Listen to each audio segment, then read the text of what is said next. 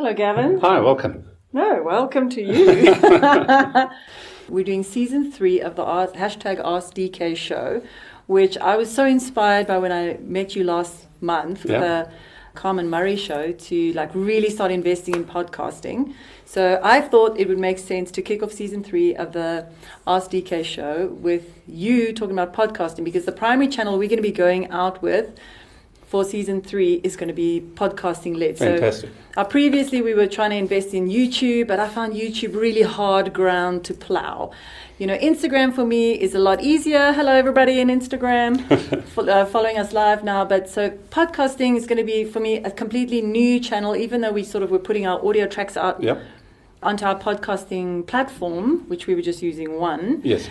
But now, we're going to start seeing how this thing works and how much traction we get. So talk me through podcasting.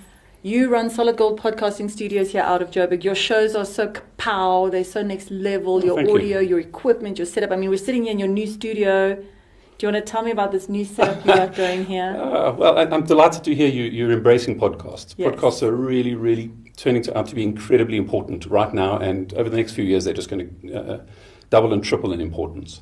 But why? Why podcast? Voice is really, really important. All your major platforms are moving towards voice. Picture watching Star Trek. People aren't walking around with devices and there aren't computers overtly visible, but they're talking to the computer. They go, computer, find me this, and it talks back to them. So the more powerful the technology becomes, the more invisible it becomes. Okay. So we get in your car now and you say, Alexa, find me a podcast on something. And it's going to come back and play it to you. So you're using voice to search for stuff and it's coming back to you in audio form. You're listening to things. And podcasts are covering all kinds of topics. It doesn't have to be B2B. They're close to 1 million podcast channels right now. The BBC runs about 500 or 600 channels of its own. Wow. There's something fundamentally important about voice to humans. I think we've been human for a few 100,000 years and we've only been writing for a few thousand of those, tens of thousands. Is podcasting playing second fiddle to video? They're different. And the primary difference is you don't need to find time to listen to a podcast. If I say, hey, it's a cool video, watch this. How long is it? 15 minutes. Okay, I'll have a look at it later this evening when I get a gap. I get sent videos all the time. I'm like, okay, I'll watch this when I have a minute, and then I never get to it. And podcasting, we aren't competing for your time. We're saying, what am I doing? What am I listening to my podcast while I'm doing? So it's cooking, jogging. So driving. Podcasts are filling that space that we're not allowed to drive and use a cell phone. Yeah. But since radio's been invented, there's been a radio in a car. That's true. So we take it for granted that we can drive and listen without there being any danger to other people on the road. And podcasting is in that. Where YouTube fits in is two real reasons that you should continue to do video. This podcasting by no means replaces video. It's when you're talking about something that people really need to see. Yeah. There's a picture, I'm talking about this picture, you need to see the picture to get the context, then video is your... And I think when people are in the entertain me space and they just want to sit back and check out and look at pictures and sort of get lost, whereas I think podcasting people are still on, they're active, they're thinking, they're driving. We don't even consider it multitasking when we listen to something while we're driving. Yeah, it's true. It's not difficult for us to do. Whereas visual, I think, takes up... Yeah, the other place where video might be important. In some conversations, a lot of what's being said is visual. A lot of the expression, a lot of the emotion. I mean, you look at the Oprah show, you look at Ellen DeGeneres show. Yeah. Sometimes they zoom right into a person's face and you can see the emotion of the and you can't, while we might have a pregnant pause on a podcast, there's certain conversations where you want to see that. Sure, so it makes more sense. There's a space for it, but they're not competing. TED, for example, you go up on stage for your 17, 18 minutes. And a lot of TED Talks have presentations and videos and slides, but they still make them available as an audio and as a podcast, and you can still engage with it and listen to it and imagine what that picture is about because of the context of the conversation. For me, the big opportunity that exists is a lot of people are looking at themselves and saying, I can't do this, I've got barriers to entry. And people that I speak to all over the world, they've got these barriers to getting started. So my job in life is to remove barriers, make it easier, make it simpler. How can people get starting podcasting now? Can they take their phone? This is what I've been telling people. I haven't even done it myself yet, but this is what I'm thinking. Take a phone take your earpiece for better audio quality, speak into the mic, you have an audio track. Yeah. Upload that to a platform, and you've got an audio track. You can put that straight onto SoundCloud, straight onto Castbox, all over the place. You can use your phone to record, edit, publish a podcast without leaving your chair. So there are no barriers to entry to stop you from podcasting right now. Whatever you're passionate about, whatever's coming out of you, whether it's related to your industry, unrelated to your industry, you can start your own podcast show. Technical issues shouldn't be the barrier. Yeah. However, just because you can do something doesn't mean you should do something. Yes. Just because you can blog doesn't mean you should blog. Yes. Just what does that mean? Well, just because I can open a blogging page and write what spews out of my mouth every day, it doesn't but mean. There's got to be a little tribe that's interested in your brand of spewage. Perhaps. Yeah. And that's when we start moving into the space of technical skills and technical requirements. It would be useful if you're going to be blogging and generating an income or a strategy, a business strategy out of it. That you get some skills. That you get some skills. Learn where your apostrophes go. Learn about punctuation. Learn about grammar. Yes. That would be the skill set. You're right. Yeah. And in podcasting, it would be quality of microphone, quality of edits. How important is content versus how important is quality of sound? Will you guys out there listen to a podcast or an audio with really bad sound? Or, at what point does the quality of the recording and the mic become more important than the content? And I think that's where you had some insights. It's a dance. The two have to cooperate. But there's times when content will trump quality. And one of the first times we saw that happen was many years ago. There was a South African couple on holiday, I think, in the Comores when a plane crashed. And they just happened to be filming with a handy cam at the time, and they caught this aeroplane crashing. Wow. That footage is way, way, way below broadcast quality. Yeah. But that footage and the circumstance and the content was so compelling that broadcasters around the world overlooked that technical requirement to say we have to put this content on. Yes, so I suppose it's exactly right. It's the context. If you're filming the 9/11 towers going down, whatever quality picture you get is the best picture we've got. We'll take it. But if you're sitting down saying, I'm going to talk about my business and my plan and my clients and my strategy, and you've got a crappy picture and crappy sound, there's no excuse for that. That can't quality happen. reflects on the quality of your work and your output. Yeah, but if you happen to be at the airport and you bump into Richard Branson and you grab your phone and you get a soundbite with him, we'll take that crappy quality because of the context and the scarcity of the quality. Exactly, I think that's exactly what it is. It's the scarcity factor. So I think investing in, if this becomes a channel that you decide to invest in, I think like everything, you invest in it.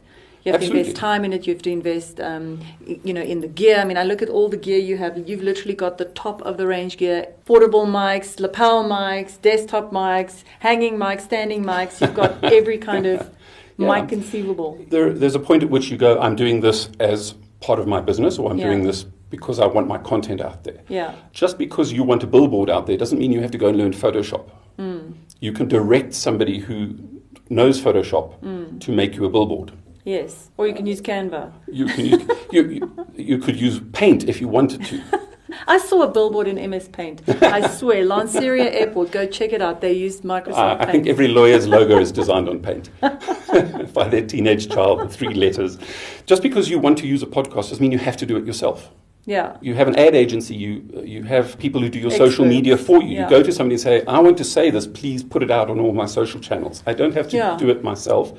But I have to know what my message is. I have to know where it fits in. I have to have a strategy. I have to have a plan. But I think there is space to start doing it yourself, to work out your strategy, your plan, and who you're on. It sometimes takes time to figure out who's your audience, what's your content about, like what are you doing that's interesting, and what is your niche? Because I would suggest that everybody goes hyper-niched, Absolutely. The broader your topics, the less of value they are to certain little tribes. So if you start niching your content and your topics and that, and figure out what those niches are that you fit in, and you'll figure it out. If you look at the Gary V case studies, basically he looks at the content that has the best performance, and then he creates more content that performs well like that. Yep. So he's quite adaptable, whereas you might have just one type of content that comes out of you, like cooking shows, but you might start finding that you enjoy more of this kind, or there's more traction about that kind, the 20-minute cooking, quite right. Recipes for the time-pressed person type of thing. So you start coming up with that. So, so start cheap. Start. Number one, start. Get it out there. No Yeah. matter how much time and effort and planning you put into making your first episode, Yeah. by the time you get to episode 10, your format has changed, your questions have changed, your Yeah. presentation has changed, and you look back at the first one and say, oh my Yeah. God, that's such garbage. But if you... Why? That's the curve. So I started that. So Yeah. if you go and look at my YouTube channel and my podcast channels, you'll see season 1, which is where I was just sharing my nuggets of wisdom. And then I got tired of that, and I think the audience got tired of that, and we introduced season 2, Right. which is where I was interviewing top entrepreneurs just to understand their journey and to share their nuggets, like how do you become an entrepreneur, what is success. And now season 3, I'm interviewing experts in their field. So we're interviewing you because you're an expert in podcasting. We'll be interviewing paid media experts and YouTube experts and Instagram experts. And So here's my question for you. Yeah. Why? Why are you doing that? Why am I doing this? Yeah. Why are you doing season 3 the way you are? What's your purpose? The purpose, you're good. You see, this man's a strategist. He's a podcasting strategist. He's a brand strategist. The reason I'm interviewing experts is I feel people want to start getting granular in their knowledge. I run a whole bunch of training courses on generalized social media training, and I feel that there's still a space for those people that are still lagging generalized social media knowledge, but people have kind of ticked that box and they understand how to do social media. Now they want to start diving deeper. So we're running a one-day Facebook just for business. We're running SEO courses. We're running Google Analytics courses. We're running different, more detailed. And so I want to ping experts so that we can pull out of you nuggets that I can then share with my audience and followers so they can take these nuggets and run with it. Now, one thing I've learned in marketing is that not everyone's your customer. Like if you look at your bounce rates on your website, 94 to 96% of people bounce on your website. That for me tells me that you're probably for maximum 10%, maybe 5%, maybe 1% of people that hear this podcast are going to call you and say, Gavin, I'm a customer. I'm ready, let's do this. But the people who are watching this or listening to this now, they know who they are. The minute I said podcasting, I said Gavin, I said Solid Gold, they were like, I'm there, I'm going to call, I'm a customer. Let me just now continue listening to be confirmed. For me, I think I'm trying to reach people who want to understand different channels better and routes to success. A lot of people are going to walk through a market and see a chair and say, I can build that myself. 90% of them never do. Yeah. So people watching this say, I'm going to start my own podcasting studio. 90% of them never will. That's why you need the Dylans. It doesn't matter whether it doesn't matter whether you started or not. It's the process of saying, let me think critically about a podcast. Yeah. Do I need a billboard? Let me think critically about my business. I can do this, I can spend this money, it can be really, but my client base doesn't care about a billboard.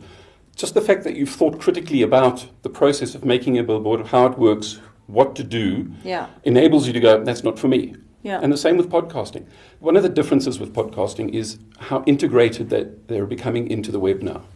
Google and Apple are now transcribing every podcast. Wow. It's turning the spoken word into text, indexing that text and making it searchable. Wow. So the days of writing 500 words of SEO and putting them up on your blog every week to get relevance, meaningless. Wow. A conversation like this with certain keywords, hashtag keyword, hashtag podcast, you put that in the spoken word, the podcast. It's indexed, it's in voice search optimization The podcast algorithms. is about podcasting.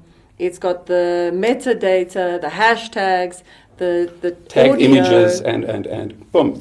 So when you go onto the web and say, Google, find me information on podcasting, the actual podcast conversation we're having should come up as the answer to that question. 1. And then inside the show notes to the podcast is where you have your calls to action. Yes. Thanks for listening to the podcast. Yes. Get a here's quote. The links. Make your own. Listen to it, and so on. So I think you're absolutely right. Before you start anything, out the starting blocks, understand what it is that you're doing. Why do you want to do this? Why is it critical? Why are you doing this? So for me, I think I like the fact that podcasting is my own radio show. Yes. I can have my own radio show. Without, thanks Dylan, hold that thought. We're just going to a traffic report in a town you're not in. We'll come back from that traffic report. You've got 3 minutes, make your point. Exactly. No, there's depth in podcasts. They can be minutes long, they can be hours long. They're as long as it takes to engage meaningfully and deeply in the content.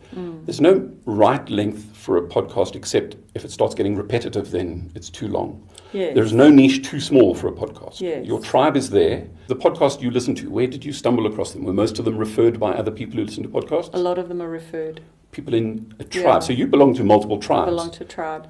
People are saying, you have to follow this guy, you have to listen to this. And they probably know you and they're probably right. Because this leads me to the next question, which is how do you find listeners and followers and how do you share your podcast? Now, I'm a digital marketer and a social media marketer, so I know my approach. But from your side, You created this asset, which is this epic podcast. You've put it out onto all of your different podcasting platforms, and then you sit back and you say, I have built it, they will come. Well, let's swap podcasting for printing. We spent weeks designing the perfect brochure. We've got the best photographer in. We've got the best pack shots. We've got awesome graphics. Yeah. We've got glossy paper. It's beautiful. And we printed 10 million of them. And there they all are, our brochures. They're awesome. This is a good analogy. Same with the podcast. Yeah. You've got to get it out there. How do you get it out there? Well, how do you get brochures out there? If you're a traffic light kind of business, then put people at traffic lights. If you're an airport kind of business, put the brochures at the airport. Yes. You put your podcast out where your tribe is. Very good. But the interesting thing about them is, unlike a brochure where you give me one, you give me a podcast, I can share it. You give me one, but it can go multiple places. So when I identify people in my tribe who would like that podcast, you share it. I share it. So, yeah, you can accelerate it by using your social media targeting. Absolutely should be using Google AdWords in conjunction with the podcast. You should be using social. Yes. So, if your tribe's on Reddit, on certain subreddits, you're going to seed your podcast into the subreddits. And use them in response to questions you're seeing in social. So you belong to multiple Facebook groups. I was just thinking that. You belong to the Desperate Housewives of Wisteria Lane podcast, and they ask a question, and you go, I've just had a podcast about that. I've just had a conversation about it. You share the conversation in there. I was thinking exactly that. So there's a strategy that you find a group or a tribe, a small tribe of people, and you create content for them. Authenticity is really, really important. You can't fake being yourself for a whole season. Yes. You just got to be yourself. Yes. And the people who bail after episode 3, 4 say, I just can't put up with Dylan's style or her voice or whatever. They're not your tribe. Correct. If they're not your tribe, then you haters don't want... going to hate. Yeah. And if your tribe is 712 people, you own that tribe. Yes. You don't need 10,000 people. So let's talk about vanity metrics very quickly. Vanity metrics are your views, your listens, I think exactly right. We chase the big vanity metrics when we don't look at the quality metrics, which is who are my hyper-engaged audience. Yep. And even if it's just 712, those are the people that love you, brand ambassadors, and are going to share your content, create content for them, listen to them. Your challenge should be how many people are in this tribe in the whole planet? Because we're not geographically bound. Yeah. If the whole planet target audience for this tribe is 1,000 people and you're on 712, that's pretty you're good. 70% of the way to having the meaningful market engagement domination. with that very micro niche market. So it's more about what percentage of your total tribe have you managed to reach so far. So we're coming back again to niching, understanding who you are. And sometimes I find as an older and wiser person, being older and wiser helps, because in my early 20s, I was an absolute generalist. I didn't know anything specific about anything. I'm a fan of being a generalist early on. Yes. Part of my journey has been to just go through my journey and walk this path that's been divinely laid out for me. And it's led me to being more niche. So I feel young people might put this pressure on themselves that they should niche or they should know what they're about, but they're still so, just starting their journeys. And they're in grade 9 when they choose subjects. They don't know what they're doing next weekend, and now you want them to tell us. Stay with that analogy on the subject choices and draw a parallel between that. At the end of grade 9, and you have to choose, it's really more important to say, what is my first degree going to be in? What's my first specialization going to be in? Yeah. Same with this. Do broadly. Do all the experimenting. If you like social sciences, go into that. If you like media, go into media. Yeah. And after you've been there for a little while, go, wow, I love audio. Wow, I love video. Yeah. And follow that down its rabbit hole. But exactly. So I have found in my career, my path has been all over the show. And all of it clicks together at a certain point. When you get a little bit older, it all goes click. And you realize this is why I had to do this and drop out of that and then study this. It's like that epic article or that speech at Steve Jobs at the calligraphy University. and you can only join the dots looking backwards, but while you're in it and in the chaos of living your life and walking this journey, none of it makes sense. So just get on with it, get cracking, and at some point it'll all start to dovetail. Yeah, you get a little bit more patient, you get a little bit wiser with hindsight. Yeah. Where the podcasting fits in, it's integral. You can't be in a business now not producing audio content. Yeah. Whether you call it a podcast or whether you call it interviews, audio clips on your website, it doesn't matter what you call them, you need to be producing audio-based content Yeah. Now, not next week, next month. Now, it's really, really important. Yeah. That's what's driving the algorithms right now. And so, like, some of the applications for our companies and for our clients is we're coming up with podcasting strategies for their staff. Absolutely. We're coming up with podcasting strategies for their exec and CEOs so that they can share the vision and the values. The staff can listen to it and just be always on, always plugged into what's new, what's going on, instead of having to call everyone together and standing up on a podium and or doing some boring interview style. It's a lot more dynamic. You go back 20, 30 years before the internet really exploded. If you wanted to listen to a radio show, you were both geographically and time-bound. Yes. You had to be in Johannesburg at 7 o'clock to hear this content. And then it went away. It was ephemeral. It's gone. Yeah. Once we started streaming, we could be anywhere we wanted, but we're still time-bound. Yeah. We had to be somewhere in the planet at South African time, 7 o'clock, to consume that content. Yeah. Once we got onto what was originally called audio blogging, which became podcasting, you were suddenly freed both of time and geographical constraints. Yeah. You can listen to what you want, when you want. When you want. That's a paradigm shift. However, people are still thinking radio. They're still making podcasts sound like radio shows. Yeah. Hi, it's the top of the hour. Which hour? You don't know when I'm listening to it. Hi, welcome to sunny Joburg. I'm listening in winter in Toronto. So you've got to lose the time, you've got to lose the place and focus on... Make it global. On the content. And you can go deep. We're not interrupted by traffic. We're not interrupted by weather. We're not interrupted by sports or ads. Yes. Deep, meaningful conversation. And so what I like about podcast assets is that my team, you're going to see, are going to dive into this talk and they're going to pull these nuggets of wisdom out and they're going to make a little snippet of it and they're going to break it up into small little pieces and they're going to seed it out there. So you've got this big long form piece of content, which is this big epic show, but then you also use it and break it up into smaller little bite-sized pieces. So and that can just go up on your website. So we write a blog about this post, we embed the audio track into it, plus we embed some of the video into it because some people like to listen, some people like to watch, some people like to read. So you can't discount any mode of consumption, digital consumption. You write the blog, you put it up there, it's fresh content, it's great for your web SEO, you've got your podcasting SEO that's happening, video SEO. All of those things take time and work. Yes. So anybody who thinks they're going to do all that on their own in an hour. It takes it's possible, a long time. But I don't think it's good usage of your time to do that yourself. That's what you do. That's what your business does. That's why we have companies, because you can create your own social media content by yourself, but you're also running your own business, and do you actually have time? Or you're running a full-blown marketing department in meetings all day long. When are you going to actually do the work? So you want to be sitting editing video when it's the message in the video. Do you know how long it takes to edit video? I tried the other day. I opened GarageBand, and I took my sister's wedding videos and I was like dragging them in and trying to work out how this thing. And before I called myself, it was like 3 hours and I hadn't done anything. I was like, no ways. This is way too time consuming. So you can do it, but it doesn't mean you should do it. Exactly. So for X 100 Rand, X 1,000 Rand, you go to somebody and say, here's all the footage of the wedding. Yeah. Here's what I'm thinking. Here's the music I'm thinking. Go away, make it happen. Come back, give me the... And I mean, you can go to Fiverr. You can get somebody for like, $25. Same with podcasts. It doesn't have to be a highly crafted. The bank. Yeah. It has to be part of a strategy. Yeah. Otherwise, your episodes bounce all over the place, and we say, "What's the coherent message? So, do you offer a service where you'll meet with somebody for a once-off, just a podcasting strategy service, or do you want to bundle that all in when they come for like a package offering? There is no way to make a podcast without having a strategy. I won't work with people who come and say, I just want to make a podcast. Off the cuff. If they want to do that, please help yourself. There's a studio. You can rent the studio, record, take it away, edit. No problem. We understand there's space for that. But if they come along and say, we want your help to make a podcast, let's record tomorrow, there's almost no way that's going to happen. Yeah. Why? What's the purpose? What's the 2-year plan? What does this look like 2 years from now when we look back and say, wow, podcasting was the best investment I ever made? Why are you saying that? What happened? Yeah. Now we have to plan episodes, plan interviews, plan release dates around making sure that happens. Otherwise, it's just vanity. It's just a hobby. In the wind. Yeah. It's okay, podcasting is a hobby. It's okay to want to be the next Joe Rogan. I see it more as part of a strategy. It's part of a business plan.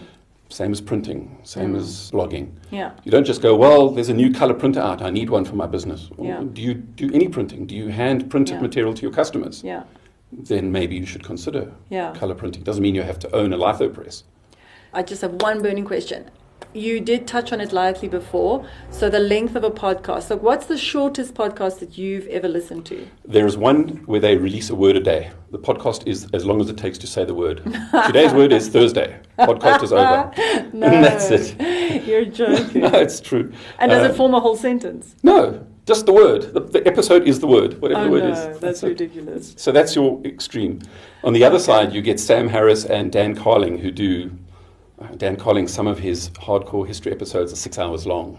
Whoa. And they're part of a 3, 4, 5-part series. So Whoa. it can be 30 hours before you finish listening to that. Do you get a certificate at the end?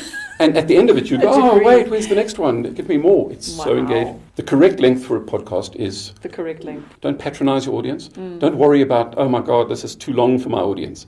If your tribe is 712 people, they get you. Yeah. They get that you're going to go deep on this thing for 2 hours, and they're going to go with you. They want the granularity. They don't want to be patronized. They don't want you to tell them what an acronym means. They're your tribe. They know it. Yeah. And if they don't, they're new to your tribe. If they don't know, then you probably don't know either. They'll go and Google it. They'll find the acronym. You don't patronize them. Be yourself. Be authentic. Yeah. Be sincere. That's sincerity in a conversation. Yeah, I think for me, a big buzzword, and we're going to wrap up with this, is authenticity. So it's something I've been banging on.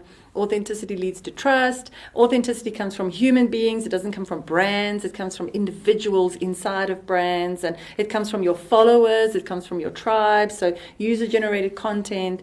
I think everybody is tired of fake. Everybody is tired of overproduced. Everybody is tired of oversell. I hope you have enjoyed this first episode of Season 3 at the #AskDK show. And I really want to thank you, Gavin. You've been amazing. Thank you. Thanks for joining us in the studios. Thank you. You've been listening to another episode from the Solid Gold Podcast Studios.